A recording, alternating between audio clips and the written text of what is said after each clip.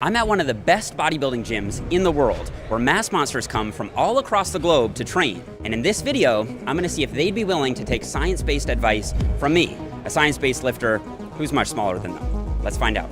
A lot of people think like, oh, if you want the best advice, you ask the biggest guy in the gym. So I'm trying to see if people who are bigger than me would be open to hearing science-based lifting advice. Oh, I would for sure. If you're smart, you're gonna ask the big guy, you're gonna ask the science guy, who's also in shape, obviously, and then you just try shit out and see what works for yourself.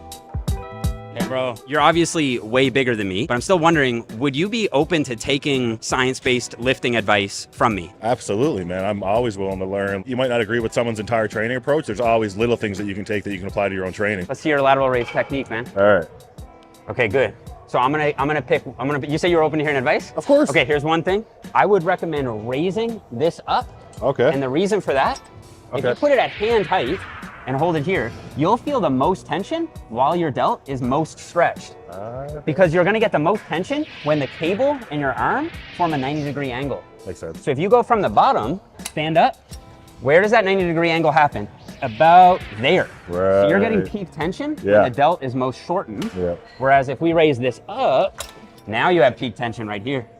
So you are getting the delt nice and stretched. You could probably step out even a little more and get a little more stretch here. I'm all on the stretch wave these days. I'm not saying it's the most important thing, but I think it matters. That tension when the muscle's in the stretch position, that's what's going to tear up the muscle fibers. Like I emphasize that on all my lifts. I mean, I'm pretty big. It's working for me. It's working for you. Exactly. That's it, bro. But this is good. I'm going to try this today in my shoulder workout, man. This is nice. All right, we got a certified big guy over here. Let's go see if he's willing to listen to me. Excuse me, bro. I was wondering if, even though you're way bigger than me, would you be willing to take some science-based lifting advice from me? Yeah, sure, of course. Would you be willing to show me how you bench? Sure. I want you to do whatever you would do. All right. Just pretend the cameras are not here. Pretend I'm not here. Let's take the safeties off.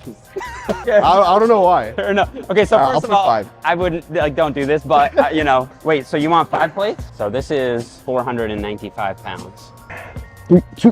Let's go, dude. Yep.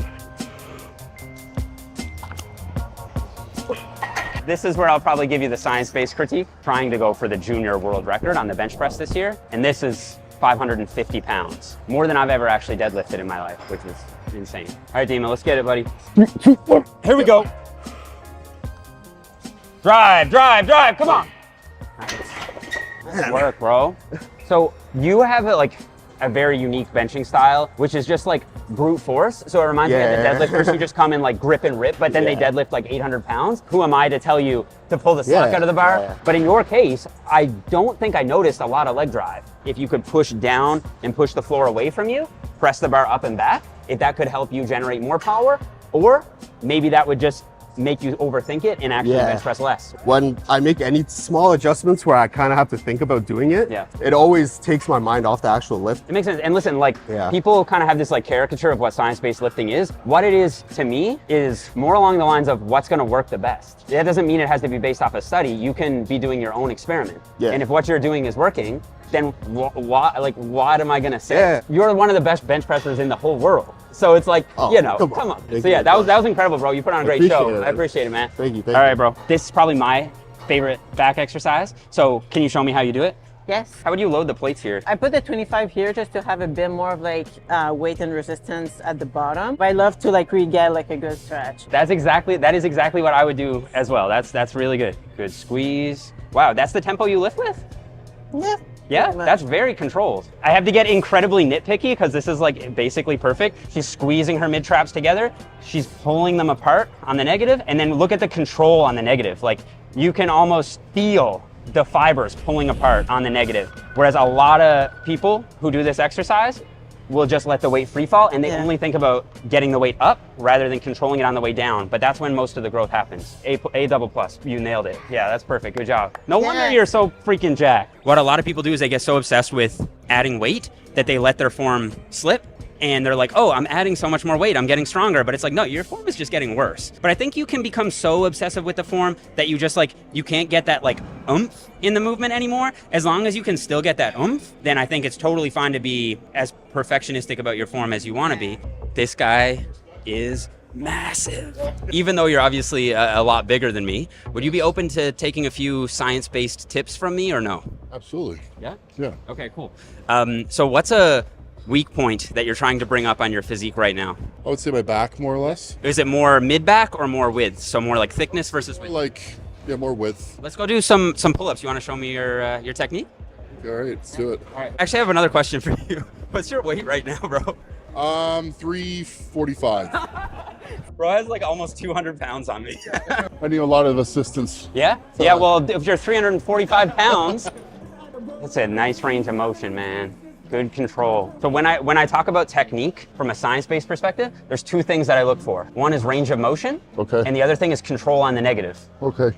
You did both of those things great. Okay. A lot of people on pull-ups cut the range of motion short either at the bottom or at the top, with the bottom being extremely important because that's where the lats are going to be most stretched. Yes. The other thing a lot of people do is they tend to use a lot of momentum on pull-ups. So they kind of Absolutely. use a lot of hip drive to get themselves moving, which I think is actually an advantage of using assistance because it forces you to be a little bit more locked in. Absolutely, yeah. Guys who are trying to get really, really jacked like you are actually almost too proud to use assistance. They almost see it as like, oh, I don't need assistance, No. bro. But I'm a lot lighter than you. I can do quite a few bodyweight pull-ups, but I find I can connect with my lats better Absolutely, that's if I what I use find. assistance. So Yeah, I thought that was a really great thing as well. The only thing I did notice, and I don't even think it's a bad thing, is that when you do your pull-ups, you almost arc a lot. You almost keep your head away from the bar. Yes. Do you notice that? Yeah, Is that on trying to purpose? bring my Yeah. chest to the bar. You're essentially squeezing your shoulder blades together. Yes. When you do that, if you stay completely upright, you'll isolate the lats a That's little right. more through, if you just turn side on, Yeah. what's called shoulder adduction. So essentially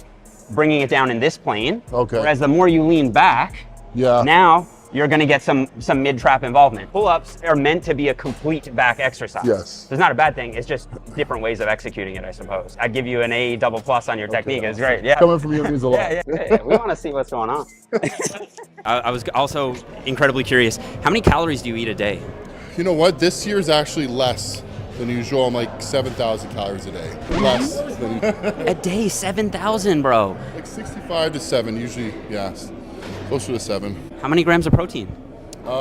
Just under 400. And your body weight is 340. The studies do show that you tend to max out the anabolic response around 0.7 to 1 grams of protein per pound of body weight. So you could probably get away with like 350, 340, 350 at an upper end. That's true. I think I need like one more, couple more big guys, big girls, whatever. Would you be open to taking some science-based advice from me, even though you're the pro?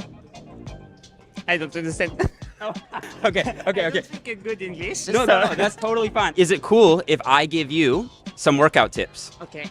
Yeah. Yeah? Correct. Yeah. Okay. What's a muscle that you're trying to improve for your next show? What's something you're really trying to work on? My legs. So what's an exercise that you've been doing to try to bring up your legs? Squat. Squat? Okay. Yeah. Can you show me how you do it? Yeah. Yeah? Okay, let's do it. So I just want you to front squat however you normally would.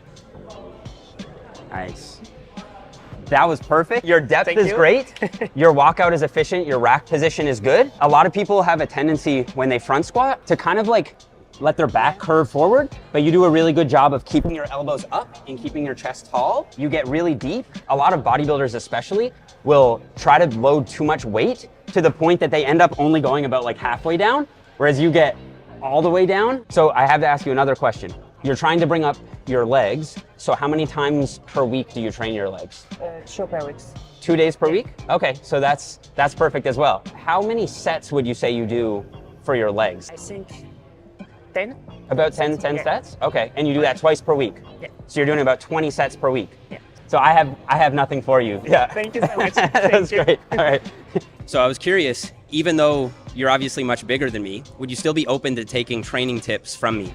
Yes, of course. For him, he always likes to get in new information and learn from others. If it works for him, great. If it doesn't, then at least he'll learn something new, right? ما فيش حد متعلم كل شيء. Yeah, اكيد no, في no. بعض المعلومات انا مش متعلمها. Nobody knows everything. Of course, there's things that he doesn't know yet. So the more he knows, the better. What's a body part that you're trying to improve this off season? Maybe a weak point or something that you're giving more attention to? Thickness, yes, Okay, that's the so word. like mid traps. 3D. Mid traps. Okay. Yes. لا اوكي انا معاه في اي تمرين. Do you recommend anything? For back thickness, there's actually something that I do on the T-bar row that we can try. It's a T-bar row Okay. that turns into a Kelso shrug. So once you hit failure, leave your arms straight and do this. So you're not rowing, it's a shrug. It's a mid-trap shrug. That'll allow you to get more reps for your mid-traps after you've exhausted your ability to fully row. So it's basically an extended set beyond failure. I just want you to try that out. So for mid-trap emphasis, flare the elbows out at about a 45-degree angle. If you keep them too tucked, it'll be more lat emphasis. And then once you can't squeeze it all the way up, keep your elbows locked and just shrug here. That's it. And so keep the elbows locked. And just squeeze, just squeeze. That's it. That's it, that's it, that's it. Nice. What do you think? Yeah, good, good. Yeah, good? Yeah. All right, nice. Look at his arms. Look at this. This is crazy, dude. Even though you're obviously way bigger than me, would you still be open to hearing science-based lifting advice from me? Absolutely. What would you say is a weak point on your physique, if any? This isn't a good question to ask because I'm hypercritical. I think everything's a weak point. So to me, that translates as no weak points. One of the things I put most of my focus into is just the lats. How many days a week do you train your lats right now? I only train 4 times a week, so I train everything once. Biceps, I train twice. Is there a reason for that? Like, do you think that you need 6 or 7 days for that muscle to feel recovered because you're hammering it that hard? Or do you think that after like 3 or 4 days, I'm not really sore anymore, I could come in and smash it again? I mean, there's different ways to train, as you know, and one of the things that me and my coach have tried recently is a really high intensity program with lower volume. So we're only training 4 times a week, and with how hard I'm training, I do need about 6-7 days to rest to come back and have another good workout. I mean, when you look at the studies on training frequency, they're mostly college-aged guys who are not even remotely at your level of muscular development. So it's like I'm totally open to the possibility that like once you get to this level, you can incur so much muscle damage in a session because of the loads you're using, because of how much sheer mass there is, that yeah, you just do need a long time for that stuff to get back to baseline. Yeah, exactly. Okay. All right. Bro, I was nervous you were gonna say no about that science-based thing. Oh yeah? No, I'm joking. These are the hitters you like? Okay. I want you to do it how you would do it, so don't try to science-ify it for the video. Yeah. Just normal. Nice. That's the tempo you'd normally use? At this weight, yeah. Yeah.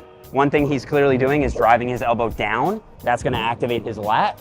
And he's actually not doing what a lot of bodybuilders do on pull downs, which is squeezing their mid traps together. He's completely isolating his lat by driving his elbow down. There's almost no swaying, amazing control on the negative, and he's keeping his shoulders square.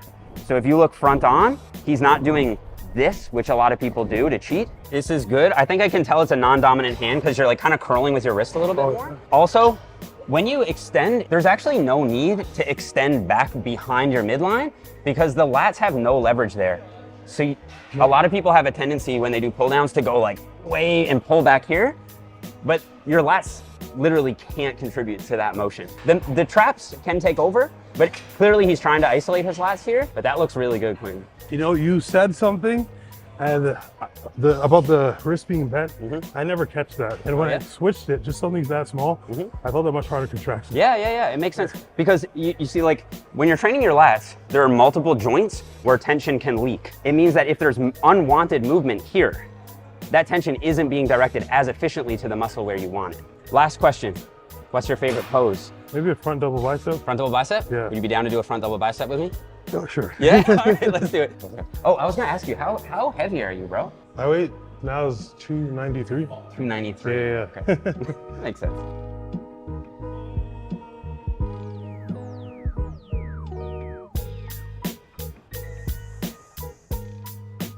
Look at the arms, bro.